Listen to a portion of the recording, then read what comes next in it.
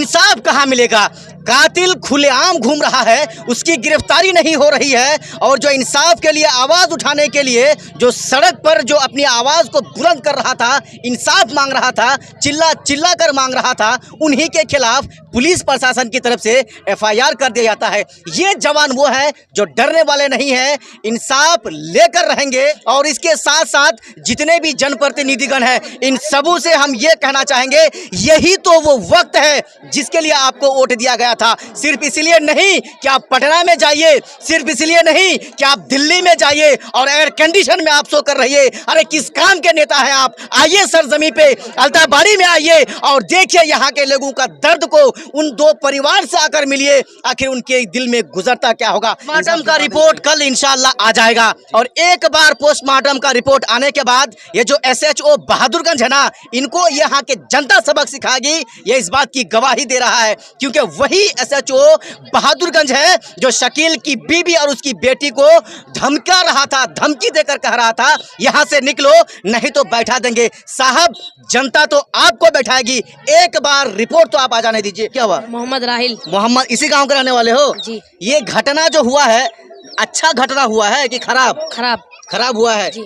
उस पर सजा होनी चाहिए कि नहीं? जी। उन लोगों को फांसी मिलना चाहिए कि नहीं? फांसी मिलना चाहिए। ये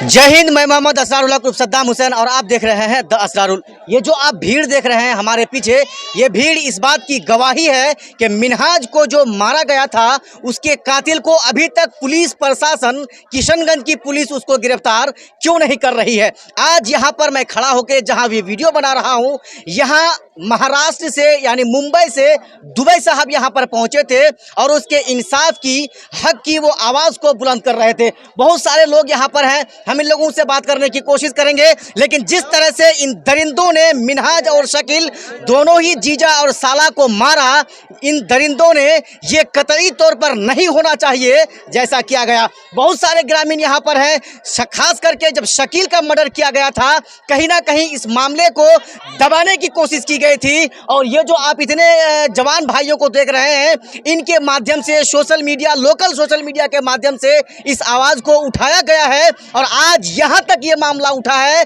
कि मिनहाज भले ही इस दुनिया में नहीं रहे, शकील भले ही इस दुनिया में नहीं रहे, लेकिन उनके छोड़े गए जो परिवार हैं, छोटे छोटे जो बच्चे हैं, उनको इंसाफ ज़रूर मिलने वाला है। चलिए, यहाँ पर बहुत सारे लोग हैं, इन लोगों से हम बात करेंगे और जानने की कोशिश करेंगे कि आखिर विनय दुबे जी जो यहाँ पर आए, उसके आने के बाद या उससे पहले से यहाँ पर जो घटना हुआ, खास करके शकील और मिनहाज को लेकर यहाँ के ग्रामीणों का क्या रिएक्शन है?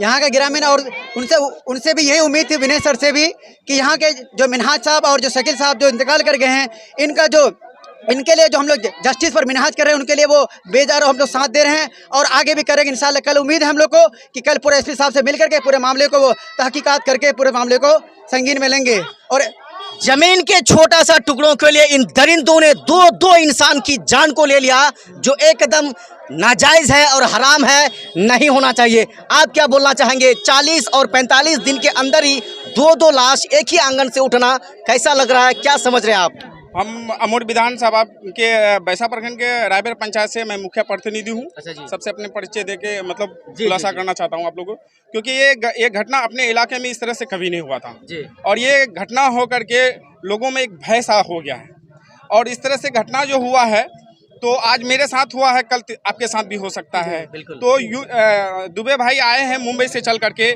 और इतना दूर से वो आके चल करके हम लोग को लड़ाई में साथ दे रहे हैं, तो हम लोग घर में बैठ के चूड़ियाँ पहन के नहीं बैठे रहेंगे। सब कोई साथ है, उनके साथ हर एतबार से साथ हैं, वो जहाँ जाएंगे और हम लोग अपना कानूनी दायरा में रह करके अपना इस लड़ाई को लड़ना है। चलिए, इंसाफ कहाँ मिलेगा?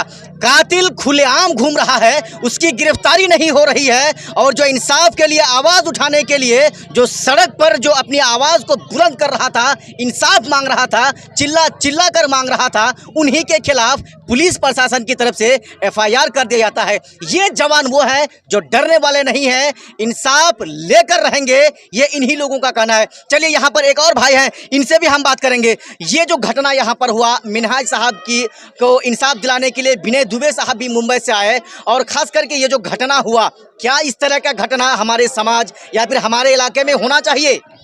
देखिए, हम तो यहीं के निवासी हैं हमको कहने में बहुत अफसोस होता है कि आज जो है 3 साल के बच्चे पर आंख में आंसू आ जाता है कि उनके हाथ में बुक्स होना चाहिए था, उनके हाथ में मेरे पापा को इंसाफ दो ये अक्षर है। उनको पता नहीं है कि क्या लिखा हुआ है, लेकिन उनको ये भी पता नहीं कि अब मेरे पापा मेरे पास नहीं रहेंगे। लेकिन हम लोगों के लिए बहुत शर्मिंदगी की बात है।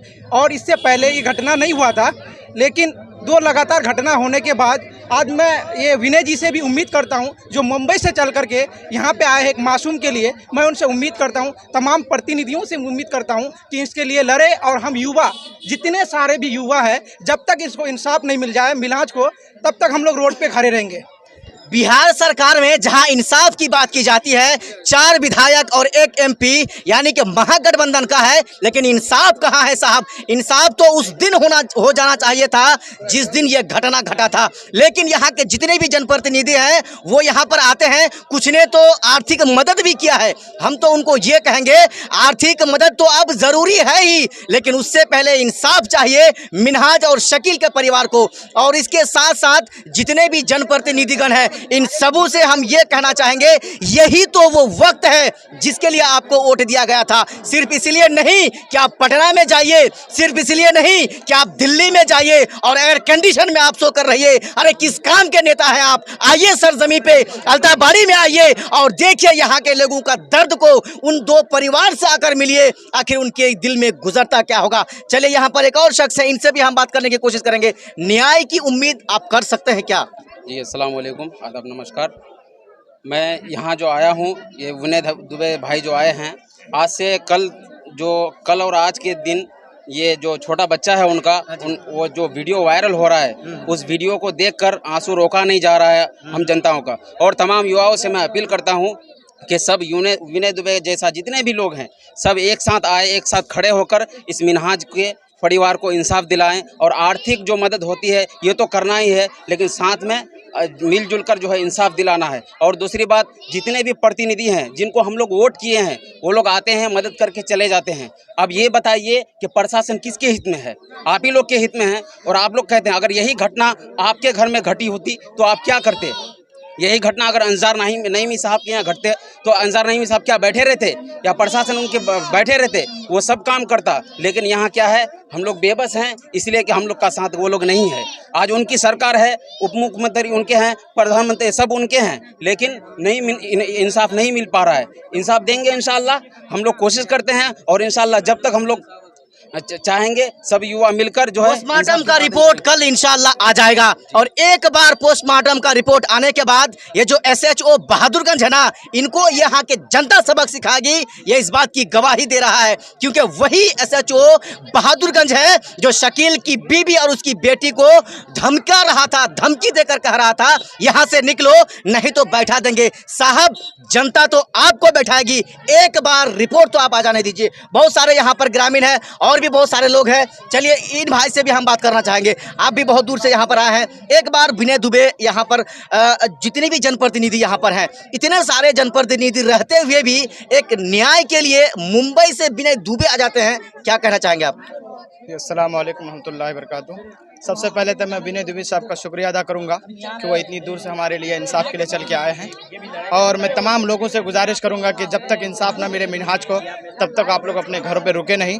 और जो लोग अपनी ताकत के बल पे उनका कत्ल किए हैं, उनके लिए मैं एक शेर कहना चाहूँगा। मुनव्वर राना ने यह शेर कहा था कि इसी गली में वो भूखा किसान रहता है, ये वो गली है जहाँ आसमान रहता है, और हमें ताकत के बल पर ललकारने वालों, हमारे पास भी बेटा जवान रहता है। और जो लोग इस पर चुप रहते हैं, उस पर मुझे एक शेर याद आता है। डॉक्टर नवाज देवबंदी ने कभी ये शेर कहा था कि जलते घर को देखने वालों, फूस का छप्पर आपका है। जलते घर को देखने वालों, फूस का छप्पर आपका है।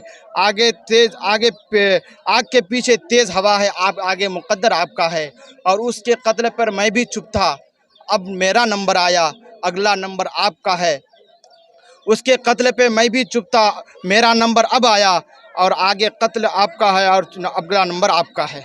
बूढ़े तो बूढ़े, जवान तो जवान, बच्चे यहाँ के क्या कह रहे हैं इस मामले को लेकर, इस घटना को लेकर, आइए हम आपको सुनाते हैं। बाबू, तुम्हारा नाम क्या हुआ? इधर क्या नाम क्या हुआ? नाम क्या हुआ? मोहम्मद राहिल। मोहम्मद, इसी गांव के रहने वाले हो? जी। ये घटना जो हुआ है, अच्छा घटना हुआ है कि खराब? खराब। खराब हुआ है, जी। उस पर सजा होनी चाहिए कि नहीं? जी, उन लोगों को फांसी मिलना चाहिए कि नहीं? फांसी मिलना चाहिए। ये तो मैं डिक्लेयर कहता हूँ, कुछ लोग शर्म से कह रहा है इंसाफ चाहिए, इंसाफ चाहिए। इंसाफ तो चाहिए ही, लेकिन वो इंसाफ जिसमें उनकी फांसी होनी चाहिए, ये कैसा इंसाफ है?